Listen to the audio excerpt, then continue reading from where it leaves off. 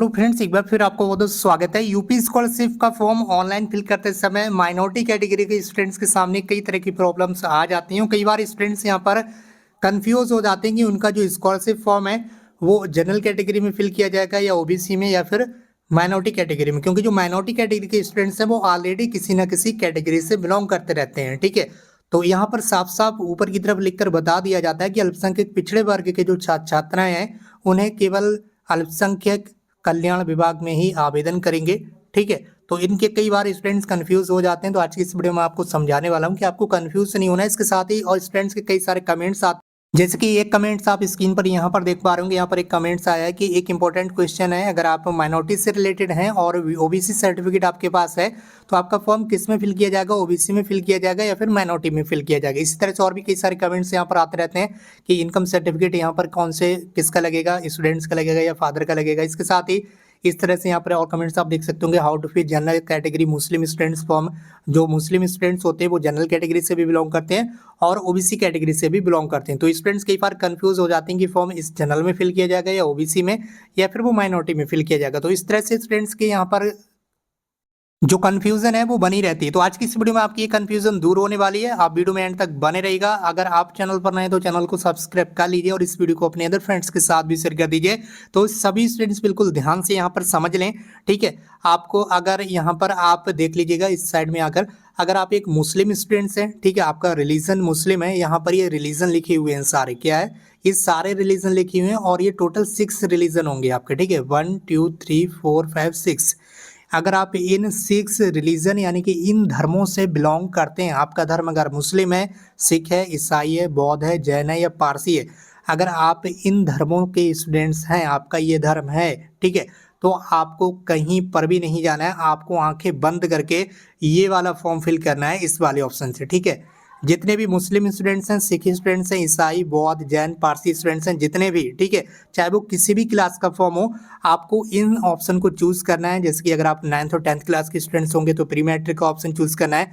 कक्षा 11 और 12 के स्टूडेंट्स होंगे तो पोस्ट मैट्रिक इंटरमीडिएट। अगर आप कक्षा 12 से ऊपर किसी भी क्लास के स्टूडेंट्स हैं तो post matric other than intermediate के जो ऑप्शन है वो चूज करना है। बाकी आप जो अदर रिलीजन के स्टूडेंट्स होंगे, ठीक है, जो हिंदू रिलीजन से बिलोंग करते होंगे, अगर आप हिंदू रिलीजन में हैं और आप जनरल या SC/ST कैटेगरी से बिलोंग करेंगे तो आपके लिए ये ऑप्शन है। अगर आप हिंदू रिलीजन में हैं और अगर आप ओबीसी कैटेगरी से बिलोंग करते हैं तो आपके लिए ये वाला ऑप्शन है। बाकी में सभी रिलीजन का यहाँ पर लिखकर साफ साफ बताया जाता है, फिर भी स्टूडेंट्स के समझ में नहीं आता है। कई बार क्या होता है, जो मुस्लिम स्टूडेंट्स हैं, ठीक है, या अदर ऐसे स्टूडेंट्स जो माइनॉरिटी कैटेगरी से बिलोंग करते हैं, वो ओबीसी का फॉर्म ओपन कर लेते हैं या फिर जनरल का फॉर्म ओपन कर लेते हैं, क्योंकि इनको जो कैटेगरी है या तो वो जनरल में जाएंगे या फिर वो ओबीसी में जाएंगे। ठीक है, तो वो स्टूडेंट्स इधर फॉर्म ओपन करते हैं तो इधर जब आपका रिलीजन का ऑप्शन आता है तो वहाँ पर मुस्लिम का ऑप्शन होगा ही नहीं। ठीक है, जैसे कि मान लीजिए आप एक मुस्लिम स्टूडेंट्स हैं, ठीक है, और आप जनरल कैटेगरी से बिलोंग करते हैं, तो कोई भी एक यहाँ पर आप इस वाले फॉर्म को ओपन करेंगे तो वहां पर रजिस्ट्रेशन के समय जब आपसे पूछा जाएगा कि आपका धर्म क्या है,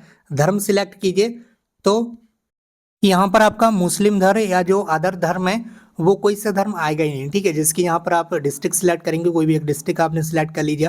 ठीक है, उसके बाद आप यहाँ पर क्या है एजुकेशनल जो आपका संस्थान है, शिक्षण संस्थान, ठीक है, इंस्टीट्यूट, जब आप उसे सिलेक्ट करेंगे, मैं यहाँ पर सारी चीज़ें आपको लाइव दिखा देता हूँ, ठीक है, एक बार, ताकि आपको समझ में आ जाए। ठीक है, अगर आप ये सारी चीज़ें यहाँ पर सिलेक्ट करेंगे और अब आप यहाँ पर जब वर्ग जाति का यहाँ पर समूह सिलेक्ट करेंगे, ठीक है, तो यहाँ पर ये सारी जातियाँ आ रही हैं, आप इसमें से सिलेक्ट करेंगे, ये आपकी कास्ट है, आप यहाँ से जनरल को सिलेक्ट कर लेंगे। ठीक है, कोई प्रॉब्लम नहीं है।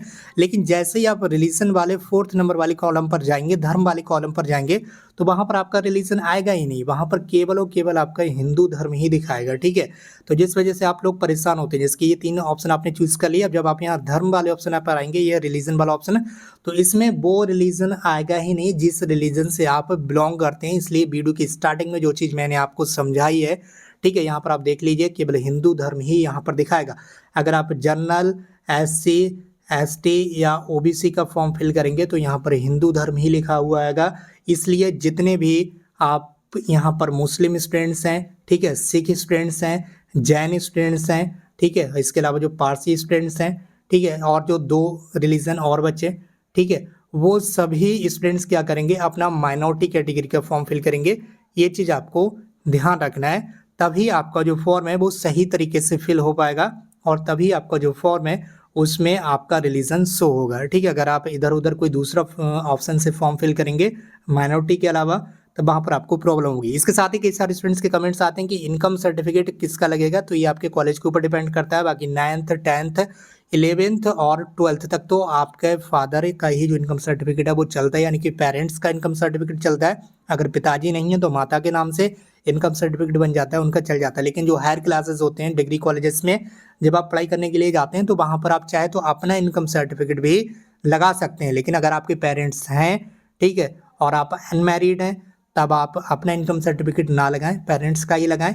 और दूसरी चीज़ ये कि आप पहले कॉलेज में कंफर्म कर लें कि इनकम सर्टिफिकेट किसका लगाना है। ठीक है, क्योंकि कई बार क्या होता है कॉलेज वाले आपका इनकम सर्टिफिकेट एक्सेप्ट नहीं करेंगे। ठीक है, तो वहाँ पर आपको फिर पेरेंट्स का इनकम सर्टिफिकेट लगाना होगा। कई बार वो आपका इनकम सर्टिफिकेट भी मांग सकते हैं। अगर आप मैरिड होंगे यानी कि शादीशुदा होंगे तो आपका ही इनकम सर्टिफिकेट वहाँ पर मांगा जाएगा। तो ये सारी चीज़ें अलग अलग कंडीशन में डिपेंड करती हैं, इसलिए आप अपने कॉलेज से पूछ कर लिखें। बाकी जो छोटे बच्चे रहते हैं जो कि 9th 10th 11th 12th तक आपके पेरेंट्स का इनकम सर्टिफिकेट चल जाता है, उसमें कोई प्रॉब्लम नहीं होती। Other higher classes like 12th class से ऊपर के लिए आप अपने कॉलेज यानी कि डिग्री कॉलेज, इंस्टीट्यूट या यूनिवर्सिटी जहाँ से भी आप कोर्स कर रहे हैं वहाँ पर एक बार कंफर्म कर लें कि इनकम सर्टिफिकेट किसका लगेगा। बाकी भी इस वीडियो को शेयर जरूर कर दीजिए। अगर आप चैनल पर नए हैं तो चैनल को सब्सक्राइब कर लीजिए। आज की इस वीडियो में बस इतना ही, मिलते हुए एक नई वीडियो में एक नई इन्फॉर्मेशन के साथ। Thank you so much for watching.